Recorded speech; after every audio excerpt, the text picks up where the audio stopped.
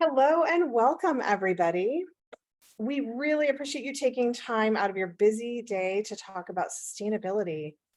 We have quite a crowd here today. I'm super excited to have you all, and we're really looking forward to this awesome conversation. Before we get started, I just want to kick us off with a huge thank you to our Patio Perspectives sponsor, SF Travel. We'll be doing a drawing, and one lucky attendee will win an awesome swag bag full of reusable items, such as a reusable bottle from SF Travel. Thank you so much, SF Travel. We also want to thank our annual sponsors. And without our sponsors, we cannot make these programs possible. So just want to give a quick call out to some of our sponsors, which include Beacon Grand, the Harbor Court San Francisco, Ozumo, Fairmont San Francisco, the One Hotel San Francisco, and the Tonga Room. Thank you all for making our programs possible. And with that, I would like to turn it over to Paul. Paul Salinger is a former VP of Corporate Events for Oracle and a current member of the SFSE Board of Directors. He has done an immense amount for the industry, setting an example, an amazing example of commitment to sustainability. And Paul, I just really want to thank you for hosting this amazing series. For those of you who may have missed the first three, you can check them out on our website. I'm happy to provide those links in the chat if anyone needs us to. And with that, Paul, take it away. Great. Thank you, Anna. And thank you to SFSE, of course, for doing these episodes. And welcome, everybody, today. Excited to have you here. We took a little bit of a pause in July, so we're catching up a little bit. This is episode 4 of our monthly series of conversations with event sustainability leaders. Patio Perspectives is trying to hit the big topics. We're trying to move beyond just the basic tactical things that people always do and try to get a bit more strategic. So I'm excited today to have another leader in sustainability, Roger Lehner, who's the Senior Operations and Sustainability Executive for IMEX. And Roger, Roger makes sure sustainability is considered in everything IMEX does. Over the years, his multi-stakeholder approach, as well as innovative initiatives such as green caffeine, the refill movement, and promotion of sustainable food options have helped IMEX make continuous incremental gains in its already very high waste diversion rate. Roger now plays a huge part in IMEX's net zero contribution, and I'm sure we're going to talk about that a little bit today. Roger is a member of the EIC Sustainability and Social Impact Committee and the AEO Sustainability Working Group. His approach to sustainable business practices is influenced by previous experiences at the World Wildlife Fund and the Alternative Bank Switzerland, a financial institution built in social and ecological values. And outside IMEX, Roger enjoys nature and gardening, very, very environmental, as well as coffee and cake, either homemade or from one of Brighton's many fantastic cafes where IMEX is located. So welcome, Roger, and we're excited to have you here today. So let's get started with a question about, can you just give us a little background on IMEX and sustainability? When did you get started, and how does sustainability fit into the IMEX business model and strategy? Hi, Paul, and hello, everyone at home or at work, wherever you are. Very excited to be here and spend the next hour with you. So IMEX, many of you will know that we have 2 shows, one that has been going in Frankfurt since 2004, and one in Las Vegas that has started in 2011. And sustainability has played a role at both of these events from the inception. And what we are going to talk about today is kind of the incremental gains that we've made over these kind of past 2 decades. So it really started off with in 2004, the conversation looked very different around sustainability. It definitely was not at the forefront of people's mind like it is today. And it really was thanks to kind of some individuals at the company who were passionate about sustainability and made sure that it is part of the conversation, even when at the beginning it was not to the level where it is today, obviously, but it was important from the beginning on, and it has played a big part of who we are as IMEX as a company, what we stand for with our name, and frankly speaking, where we want to make a big contribution to the industry and to the global community, and kind of help our industry kind of shape that voice of what we contribute to the global community. And that kind of brings me to what it is today, when the conversation about sustainability has changed massively, and it really moved away from solely being about organizing sustainable events that are mindful of waste and the impact that we have on that level, to really looking at the global industry and what events contribute to global well-being and to a thriving community, not just in terms of economic impact, but in terms of kind of transformational impact. So that's kind of where we are today with kind of conversations that happen at IMEX. Yeah, and I will acknowledge that I always see IMEX as a leader in sustainability. I think you guys have done a fantastic job over the years. Can you talk a little bit about, you mentioned kind of this idea of continuous improvement. Can you talk a little bit about that idea of continuous improvement and how it informs your overall sustainability goals and deciding when to be more ambitious? So I know that you're always working on continuous improvement. I think that's kind of like the way to do it. But at some point, you're probably going to decide we need to be a bit more ambitious. Can you just talk about that a little bit? Mm-hmm. Yeah, so we are probably in a bit special position with our events, as that we are in the same destination and have kind of regular events. We have a very big kind of comeback rate of same exhibitors. So that puts us in a good position that we can really build on what we've done in the past, and we don't have to reinvent the wheel every time we start organizing an event. We can kind of build on what we've done last time and kind of set our goals to improve on the performance of the last event. And that has really, that's proven a really good strategy for us, so that at both of our events, our waste diversion rate is now over 90%, which makes us a zero waste event, which for an exhibition of our size is something for us to really proud of. Yeah, very amazing. And how that kind of works in practice is, so we have a really strong stakeholder engagement. So at both shows, we work with the consultants external to IMEX, who kind of helps us with that, even to make sure that we are aligned, that all the stakeholders are kind of going the same direction as we are.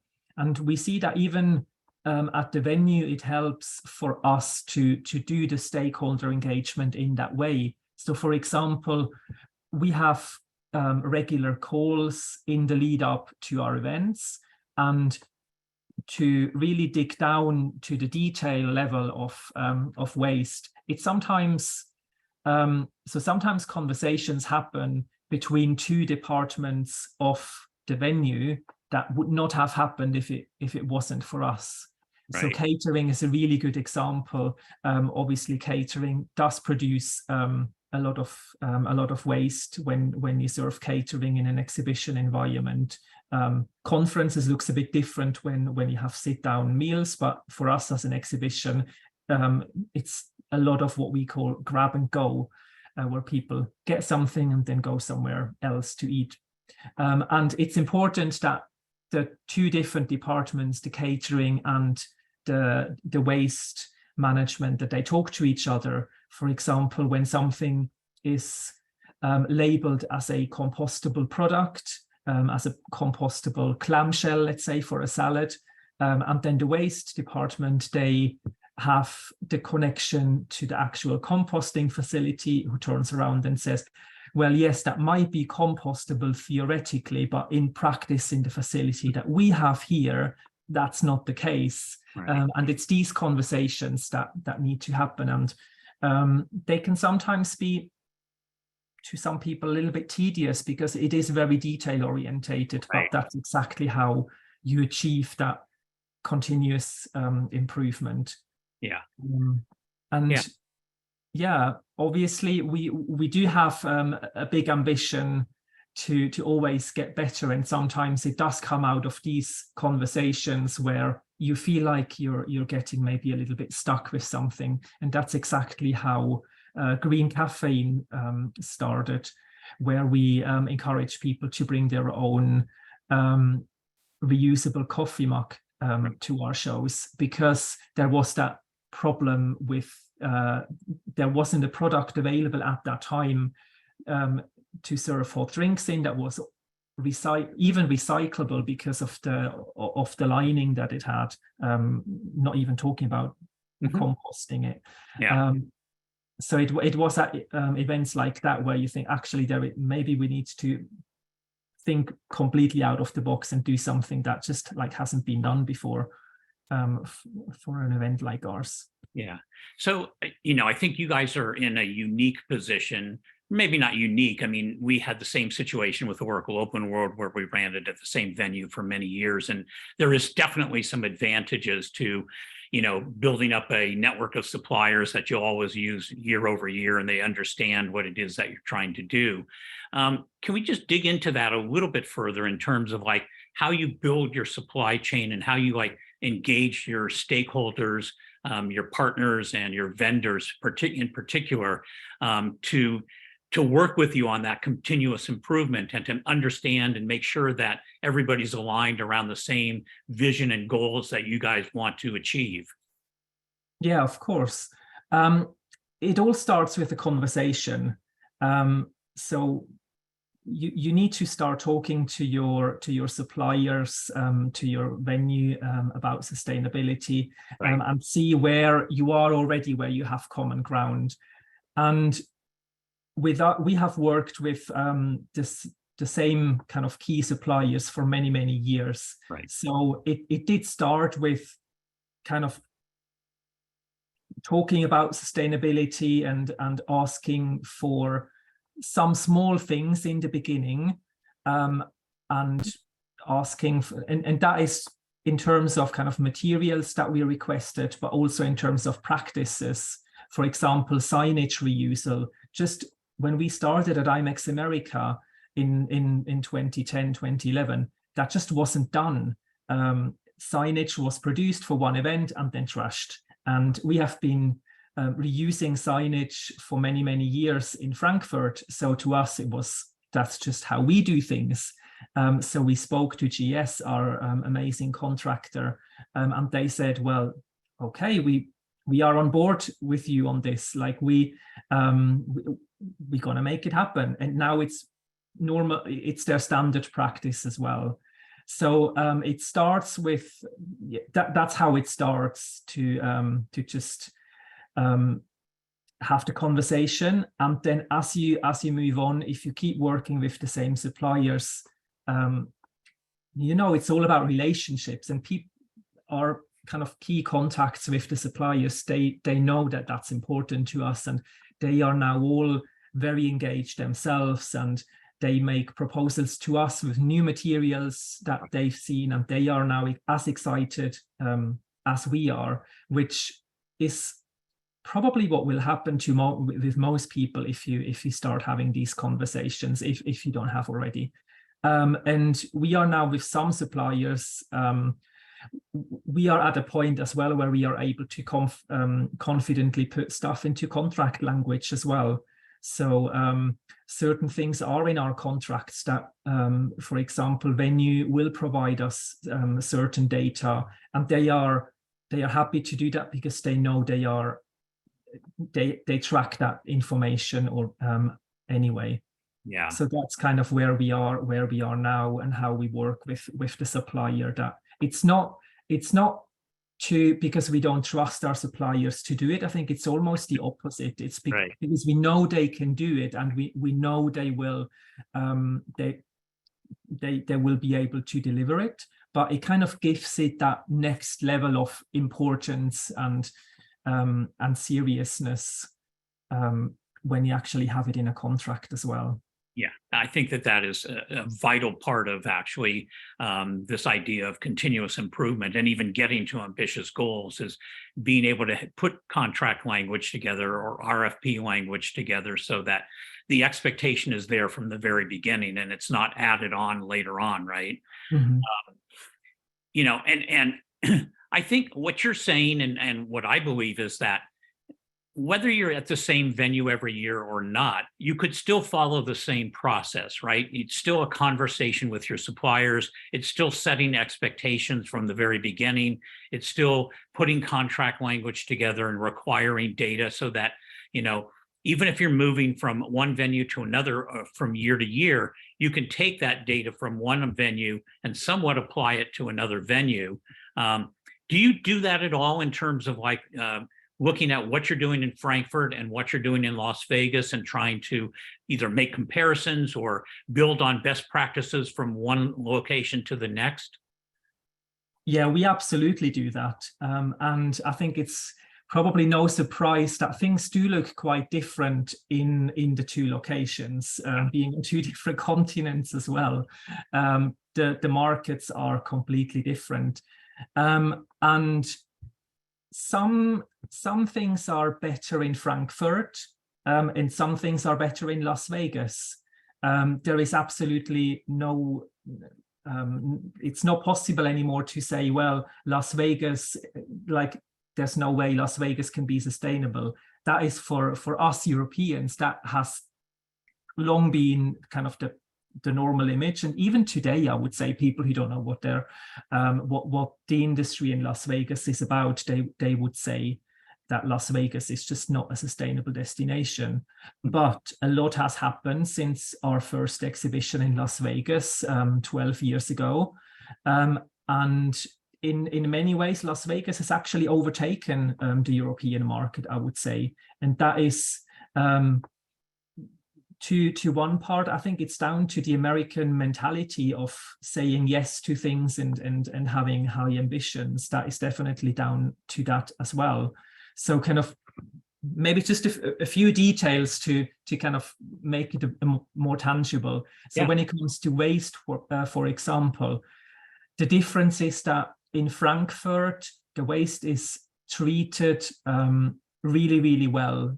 We benefit from a network of different facilities that just all waste that occurs in Frankfurt, from businesses and from private households.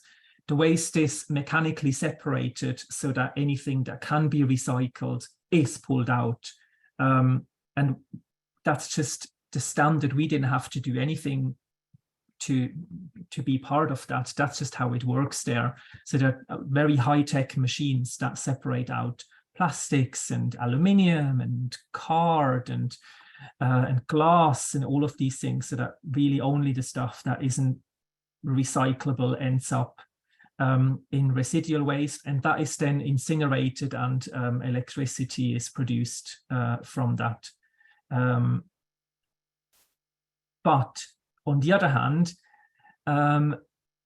if you break down the waste per participant, we actually have roughly double the amount of waste in Frankfurt, because a lot more of the stands are build and burn stands, right. While in Las Vegas, at IMEX America, a lot more stands are modular. They are broken down and the materials go back into inventory, and that just results in a lot less waste at IMEX America. But there is not the system in place in the city that would separate out all the waste. So that is then actually done by hand by people that are employed by the venue to separate out our waste, because we know it's not being done in the city. But because it's important to us, we made sure that that happens still, so that we have a high diversion rate with as little waste as possible. So when you said earlier that you were at like roughly 90% waste diversion, was that for both locations or just Frankfurt?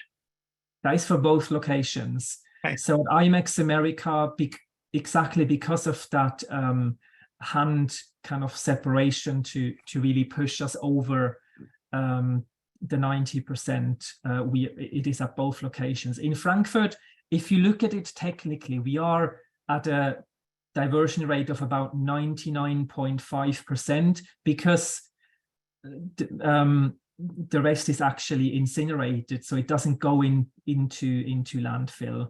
So there is actually no waste to landfill in Frankfurt, apart from the very tiny kind of leftovers from the incineration. Yeah. Is incineration, just for the benefit of the audience, is incineration considered a sustainable way of reducing waste, or is there any negative consequences around incineration? Well, it's interesting. I would say by itself, it is one of the most sustainable ways if it's done correctly. So the facility in the Frankfurt region, they generate energy from it, and obviously the exhausts from the incineration, they are all filtered so that no harmful kind of materials, chemicals, or particles end up in the atmosphere. So from that perspective, it is sustainable. However, it does result, or I would say there is a risk that you think, oh, well, everything is just like incinerated in the end. There is no landfill, that you care a little bit less. And that is like one risk that I see. And there isn't as much incentive anymore because you're ending up with a near zero Right. landfill rate. So you could say, well, every event is by default a zero waste event, Yeah. while I think you then need to look at it differently and still work on reducing the event the waste that you're creating at your event. Yeah. And are the incineration plants, how are they powered? Because I know Germany has switched back to coal in a lot of instances. Mm-hmm.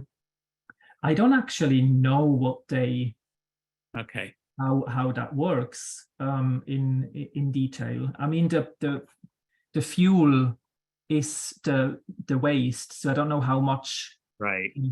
additional power is required for that. But like what you mentioned about the coal, that is a good point, but I'm not entirely sure if that is so much for electricity as it is for like specialist kind of other industries. Right. So we do at our event, what we are really lucky is that in Frankfurt you can just choose what tariff you want for your electricity. Right. And we purchase 100% renewable electricity for our event. We have done for a very, very long time. And actually the venue has now switched to only 100% renewable as well. But Right. that is not possible in Las Vegas because of the political landscape in Nevada, or kind of the legal landscape. It's not set up that way. That is something that that personally to me was new, because I grew up in Switzerland, where it's exactly the same. You get your electricity and you can choose if you want standard or green electricity. Now I live in the UK, where it's exactly the same. You have the different tariff. So to have a destination like Las Vegas and here, well, you can't just call your supplier and say you want to switch tariff. That option doesn't exist. Right. That was a learning for me. Right. Okay, just switching topics for a second. A few years ago, IMEX instituted this kind of theme of nature as sort of a vision for the conference and for the company.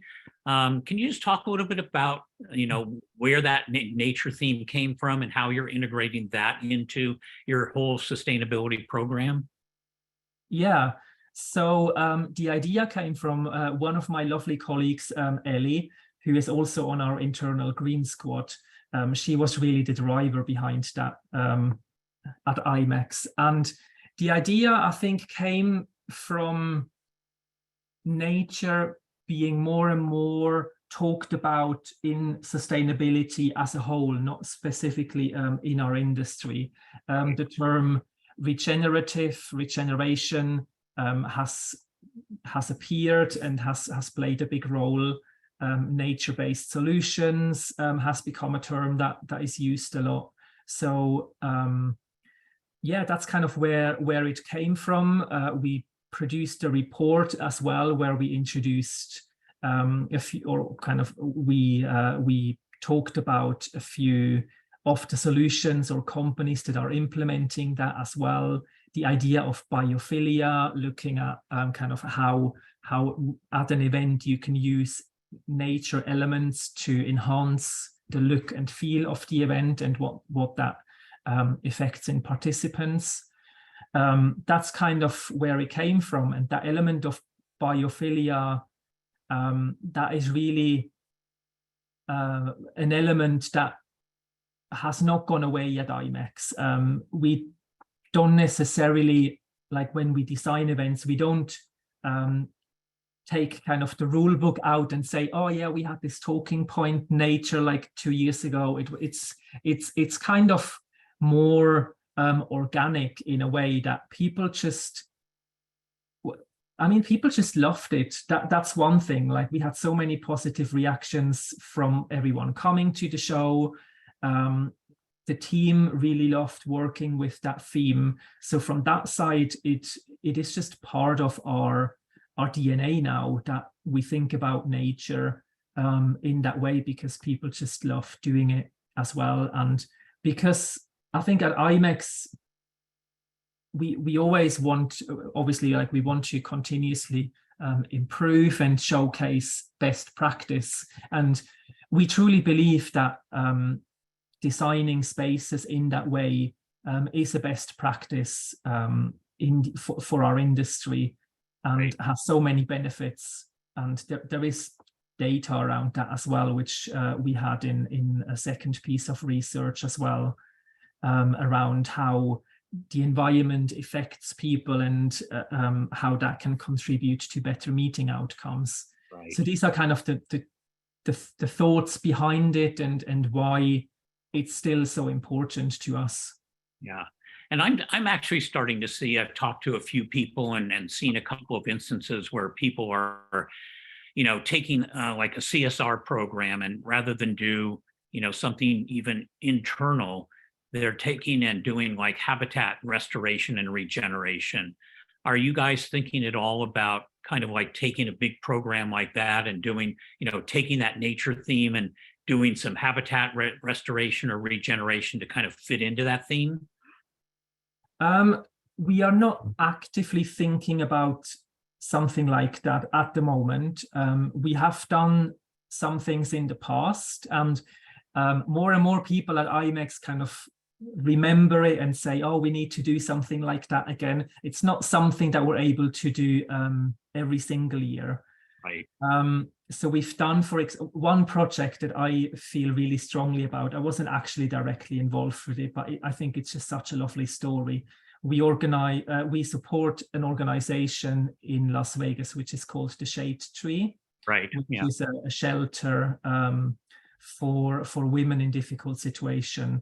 And a few years ago, a group of people volunteered to build a healing garden for the Shade Tree. Before that, it was kind of that kind of house in Las Vegas where people could go and no kind of outside environment. And the feedback that we've received after they've had the garden for a few weeks was that it really transformed the way they have conversations with the women at that shelter. They started doing all the initial conversations when someone first goes to the shelter. They started having these conversations in the healing garden, and right. They said it completely changed the way these conversations go, and through that they are able to help them a lot better, a lot sooner. And that is just such a nice thought, to know that we did something together with people at IMEX. So it was not just the IMEX team, it was attendees as well who helped. And it was just so nice to know that we did something that has these two benefits. Obviously, it's the natural effect that there is a piece of nature there now, but also it helps in the actual work for that charity. Yeah, and I love the fact that, you know, you're doing some things that are not strictly environmental, that you're bringing the people aspect into it as well. Mm-hmm. Okay, so you're not doing a big initiative around habitat restoration just yet. Not just yet. If anyone has any ideas, send them my way. We're always open. Okay, we will do that. So what new initiatives or what more new ambitious goals are you considering and are you thinking about doing in the coming years? So the biggest, the kind of two big initiatives at IMEX at the moment. One where I'm personally very involved is in our contribution towards net zero. We haven't figured out everything just yet. And I think that's probably no surprise, as it's such a big topic. It's so big, but it's so important. Yeah. We haven't measured all our kind of past impacts. We have done a lot of things over the years that have an effect on the carbon emissions of an event when it comes to the carpet that we use that is reused many times, the materials for our signage and for our structures, anti-idling policy for our shuttle buses. Having shuttle buses in the first place reduces emissions compared to everyone just taking their own taxi or rideshare. And in Europe, specifically in Frankfurt, many journeys to the event are actually happening by train rather than flying. And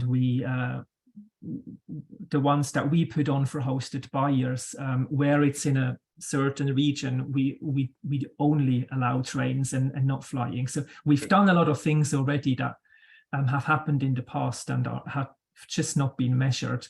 Right. But we are now really... There's a much better train infrastructure in Europe than there is in America anyway.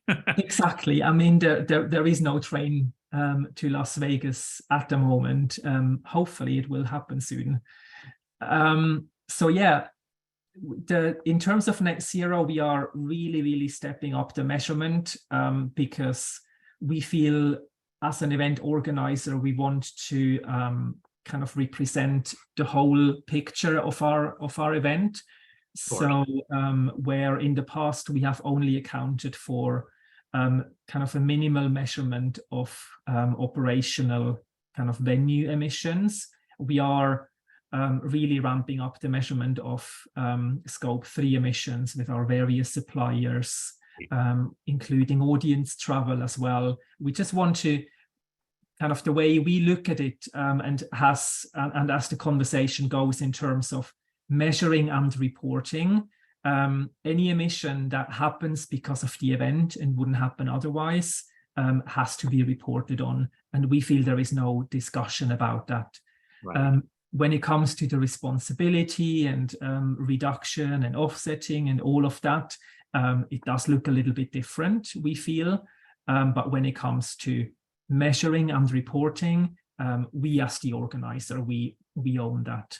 And that is what we are doing. And beyond that, we are very engaged as well in the industry to, as we do with everything in sustainability, just use our position to speak about it, to share what we are doing, to amplify organizations and individuals who do that as well, so that as a whole, the impact can be the biggest. And that is kind of the other thing as well, the other big initiative that is happening at IMEX, which is really to formalize impact a bit more. We now do have an impact department with a director and one member of staff. And there is a lot more to come from that department, I'm absolutely sure. Yeah. And are you looking at environmental impact and social impact, or what's the level of impact that you're looking at? So it hasn't been completely defined yet what exactly this looks like, but it's very clear that it is environmental and social impact. Okay. And then in terms of, because I think that we always believe this as well when I was at Oracle, is that we wanted to, help impact the behavior across the industry.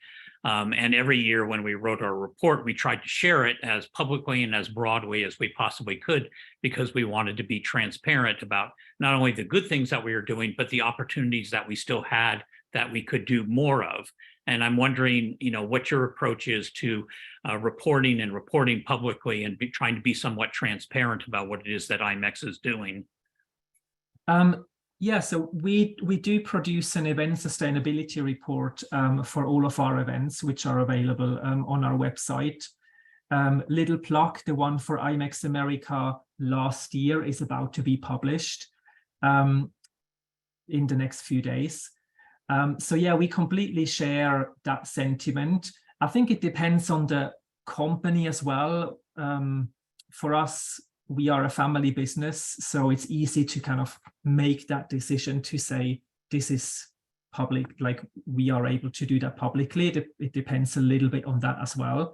It's amazing if events are able to do that, and it's very, very important to be transparent and honest in these reports. But on the other hand, I think it's also important to kind of be engaged and do things like we do today, to connect with other industry professionals and be engaged in sustainability working groups at industry events.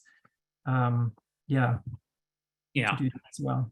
I'm going to jump back for a minute into something that you were talking about earlier in terms of composting plasticware or clamshell boxes. We have a question from one of our board members, actually, Laura Bell. I'd like to hear more about composting service items like clamshell lunch boxes and cups.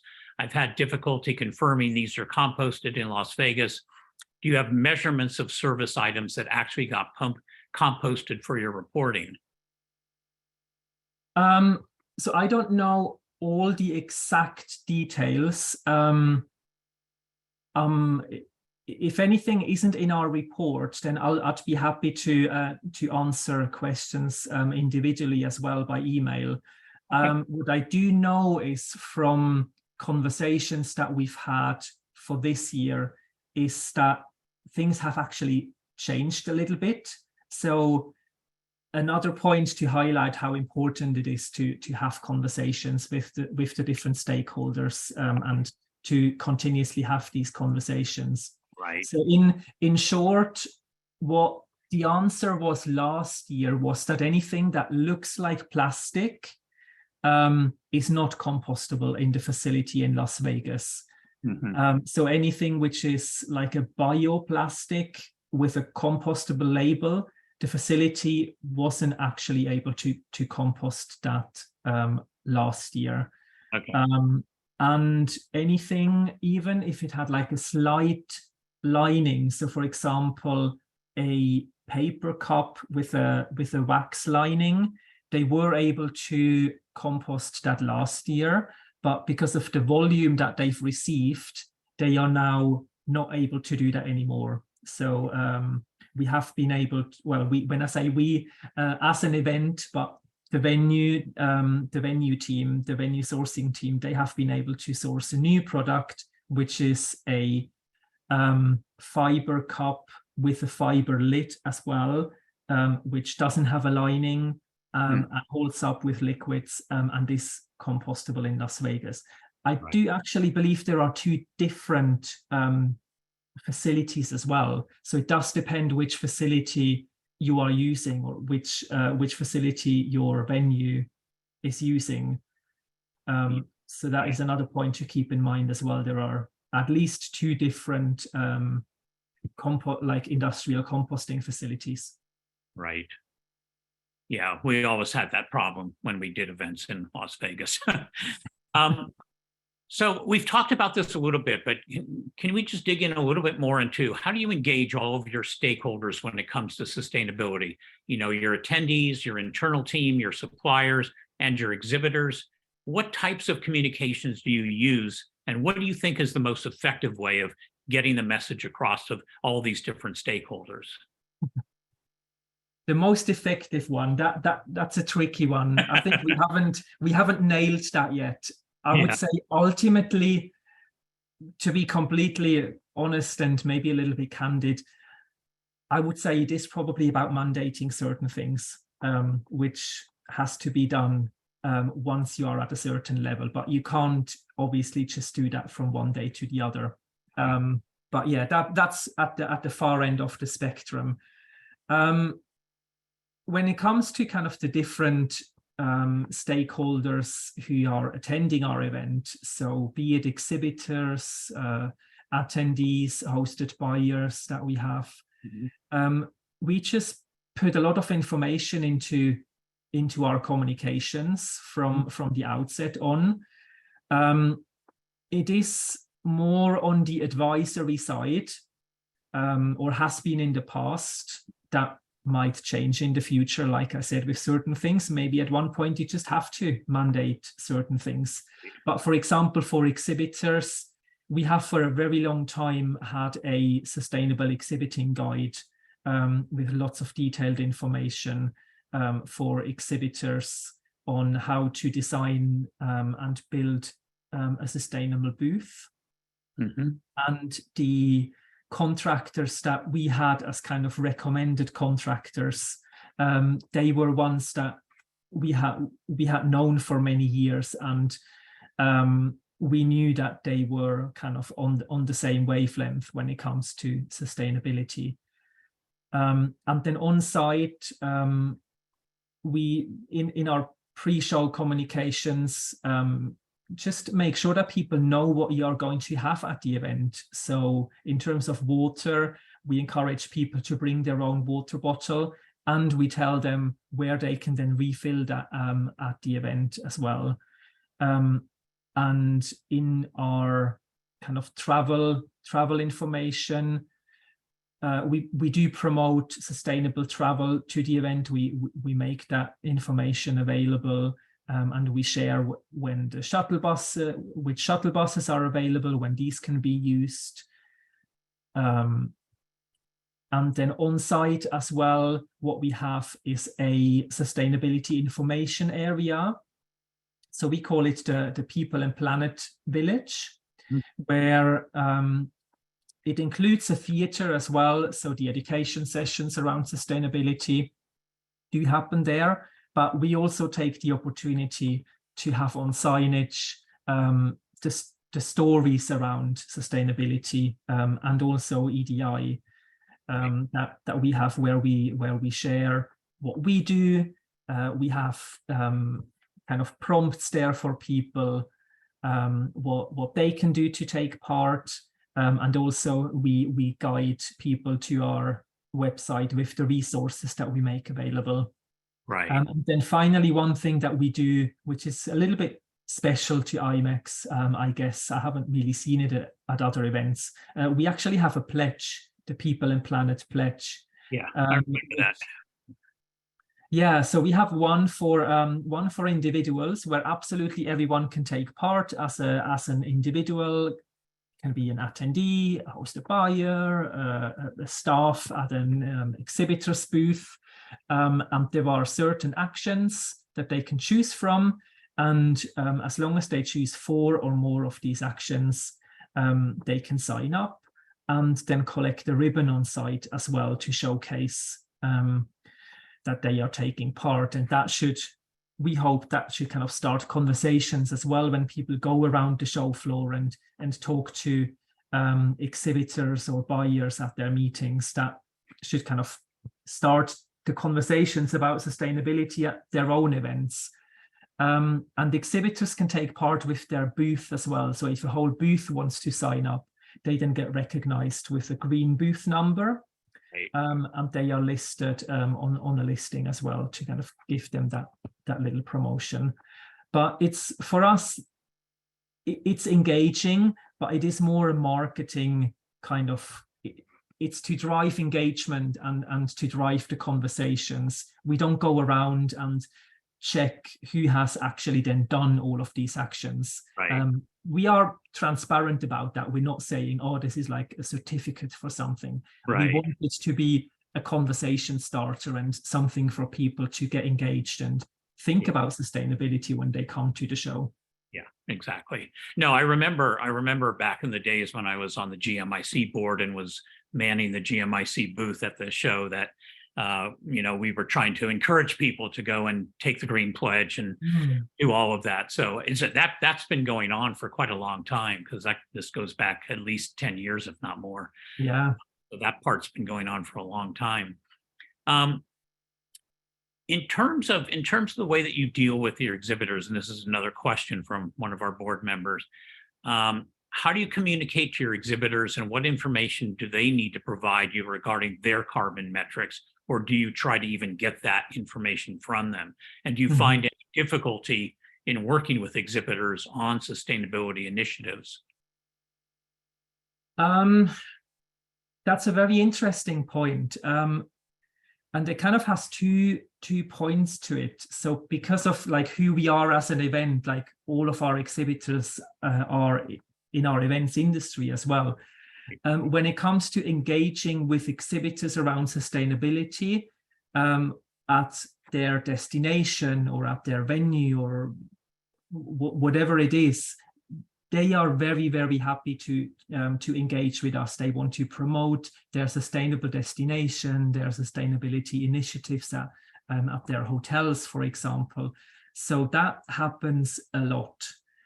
When it comes to the actual booths at our show, we talk more, or we are more engaged with EACs. So exhibitor appointed contractors, so those who actually build the booths. Yeah. And we are at the start of kind of connecting that and doing more around around sustainability and around measurement as well, because it's an interesting situation, because as an organizer, we have a contract with the exhibitor. However, when it comes to what happens at the booth, the EAC, they have their contract with the exhibitor as well, and not with us. We don't have a contract with them. So we have very little leverage to get information or to get compliance from EACs. And exhibitors, a lot of the times, they are not so kind of engaged with the EAC. They usually buy a design rather than the booth that comes with the materials and the waste. They're oftentimes not aware. I think there is a lot of change happening. I don't want to paint a bad picture, but realistically, that's what it is. But we are working on kind of how we can affect change in that as well. So at the moment, what we have done, we have some relationships with some EACs that we know personally, and we know the individuals really well. And we have had some volunteers that provide us really in-depth data, which, as you can imagine, collecting data about a booth, like the weight of the materials that you use and the exact transport, it's a lot of work. We are very thankful that we have received that and that we have these relationships with some EACs. And we've also, for all the EACs that submit their design for approval, we have added a voluntary sustainability section. So that's where we are at the moment, that we work on a voluntary basis just to get more information and then kind of scale that up as an average to say, okay, we think this is roughly what happens on our exhibition floor in terms of the booths. But the idea is to dig deeper to develop that in the future. And I think if other organizers are following that and start to ask these questions from EACs as well, that can only be better, because if all of us organizers start asking these questions, then it's going to become the standard for everyone. I think it just goes to show the depth and the complexity that you really can get into when you're talking about, trying to get to a zero waste or a carbon, or a net zero carbon event. Is like, there are so many different aspects that a lot of times we don't even think about. And this is just like one example of like trying to get data from an install and dismantle company, as well as the exhibitors in terms of materials and transportation and just all the various different things that could potentially contribute to what would essentially be the bigger carbon footprint of an event, right? Absolutely. What about hotels? When you're sourcing or selecting hotel partners, are there any sustainable requirements or green initiatives that IMEX requires? If so, are there any measurements or a checklist that IMEX tracks? With the hotels, we don't have requirements or a checklist as such. So that's not something that we do offer. But again, we are engaging in conversations with hotels to get that information from them on a voluntary basis. Yeah. And kind of one of the biggest thing a hotel can do is to reduce their carbon footprint specifically, is to choose renewable energy, to source renewable energy. And I know it's more difficult in Las Vegas, but the MGM, they are doing amazing work. They have actually built their own solar array in Las Vegas to be able to source about 30% of their of the electricity for MGM International's kind of portfolio of properties where we are part of at the Mandalay Bay. In Frankfurt, it's easier. A hotel can just choose to source to change to the renewable tariff, and that's it. And that is, in terms of the carbon footprint, that is the one easiest, quickest change with the biggest impact that a hotel can do.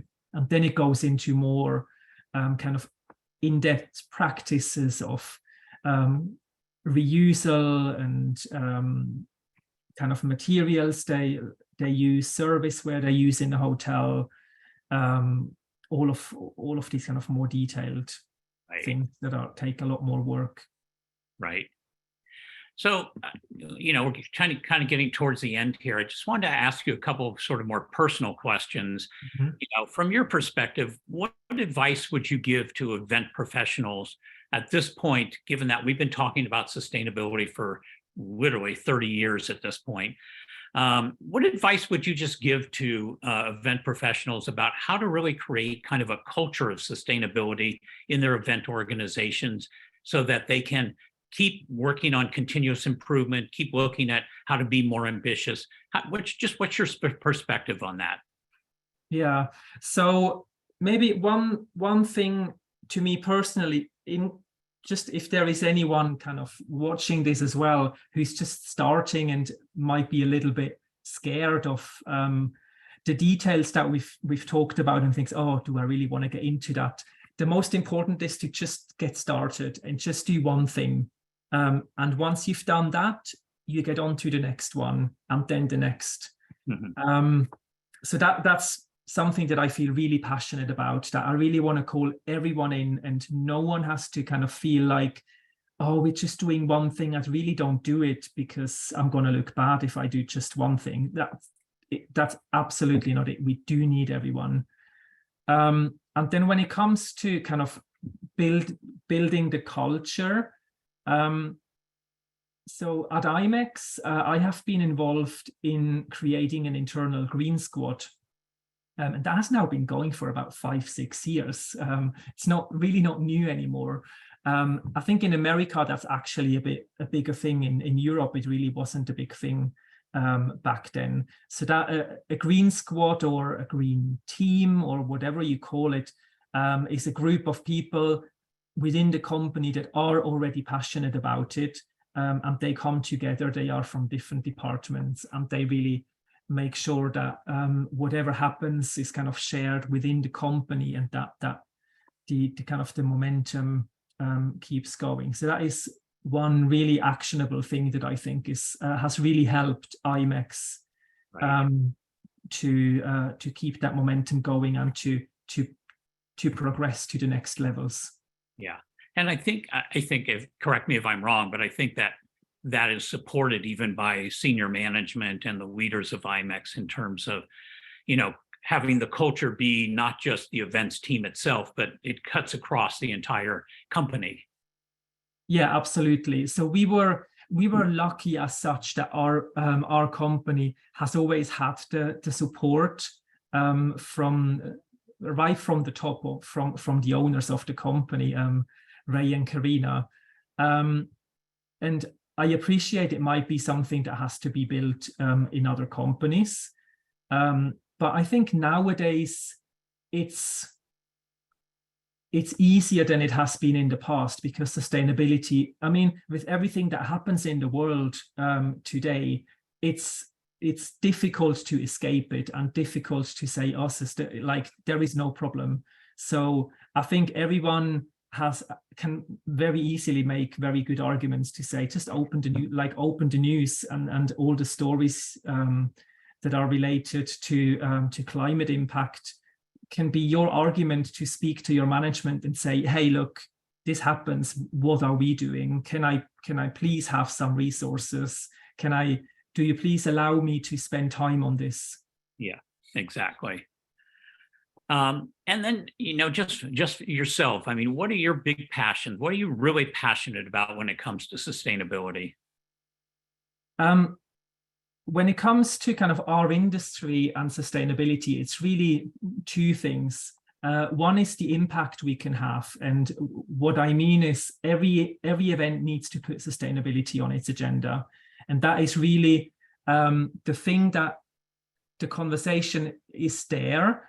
But that is where our industry can really have the biggest impact. Whatever I hear, every time I hear I follow a lot of podcasts and listen to and read a lot about it. Every time the key aspect is to kind of affect changes, collaboration is needed. And we are the industry of collaboration. Every industry has its events, its meetings. If every industry puts sustainability and affecting change at the top of their meetings agenda, then we are on the right path. And my other passion is inclusion.